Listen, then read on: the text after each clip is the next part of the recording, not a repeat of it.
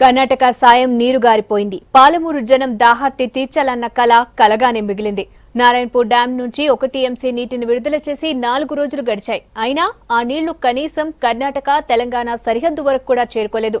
అంచనాలు తలకిందలవడంతో జూరాల ఎడారిగానే కనిపిస్తోంది.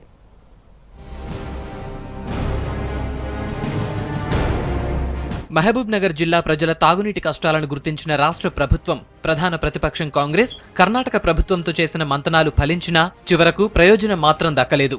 ఇరిగేషన్ మంత్రి హరీష్ రావు కర్ణాటక ఇరిగేషన్ మంత్రి పాటిల్ను కలిసిన తర్వాత రాష్ట్ర సర్కార్ విజ్ఞప్తి మేరకు మహబూబ్ నగర్ జిల్లాకు నారాయణపూర్ డ్యాం నుంచి నీటిని విడుదల చేశారు. 3 టీఎంసీల నీటిని విడుదల చేయాలని రాష్ట్ర ప్రభుత్వం, రాష్ట్ర కాంగ్రెస్ నేతలు కోరగా ఈ నెల 14న 1 టీఎంసీ నీటిని కర్ణాటక విడుదల చేసింది. నారాయణపూర్ డ్యాం, జూరాల మధ్య దూరం 150 నుంచి 200 కిలోమీటర్లుంటుంది. ఇక్కడికి నీరు చేరుకోవాలంటే కనీసం 72 గంటలు అంటే 4 రోజులు పడుతుంది. 3 రోజుల పాటు రోజుకు 6000 క్యూసెక్కుల చొప్పున నీటిని విడుదల చేశారు. నారాయణపూర్ నుంచి నీటి విడుదల కూడా ఆగిపోయి 2 రోజులైంది. కానీ కర్ణాటక రిలీజ్ చేసిన నీరు కనీసం మహబూబ్ నగర్ జిల్లాలోకి ప్రవేశించకుండానే మధ్యలోనే ఆగిపోయింది. దీంతో రాష్ట్ర అధికార, విపక్ష నేతలు చేసిన ప్రయత్నాలు, కర్ణాటక చూపిన ఉదారత్వం వృధా అయ్యాయి.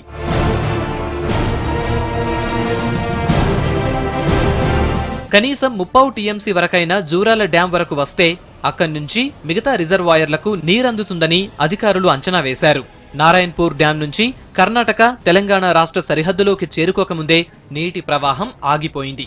మహబూబ్ నగర్ జిల్లా మాగనూరు మండలం కృష్ణ గ్రామం వరకే కృష్ణానదికి కర్ణాటక వదిలిన నీరు కొంతవరకు చేరుకుంది. ఇక్కడి వరకే 100 కిలోమీటర్ల దూరం ఉంది. అయితే నీళ్లు మన రాష్ట్రానికి చేరుకోకుండా రకరకాల అడ్డంకులు సృష్టించారు కన్నడిగులు. బిరబిరా పారుతున్న కృష్ణా ప్రవాహానికి మధ్యలోనే అడ్డుకట్ట వేసి నీటిని దారి మళ్లించారు.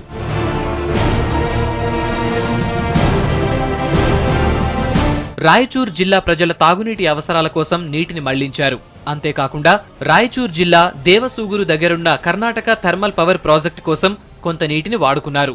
నారాయణపూర్ డ్యాం నుంచి తంగిడి వరకు, ఎగువన బుగ్గనహల్లి వరకే నీటిలో కోత పడటంతో దిగువకు రావాల్సిన నీరు రాకుండా పోయింది.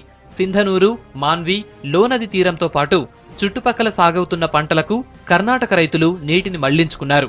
దీంతో కర్ణాటక ప్రభుత్వం మహబూబ్ నగర్ జిల్లా ప్రజల దాహార్తి కోసం వదిలిన నీటిలో కోత పడింది. ప్రజల ఆశలు అడియాసలయ్యాయి. నీళ్లొస్తాయని పాలమూరు జనం కళ్లల్లో ఒత్తులేసుకుని ఎదురుచూశారు.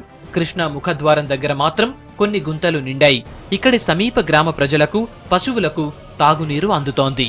కర్ణాటక ప్రభుత్వం నామమాత్రంగా మనకి నీళ్లు వదిలినామని చెప్పి నారాయణపూర్ డ్యామ్ నుంచి 1.5 టీఎంసీ వదిలామని చెప్పారు.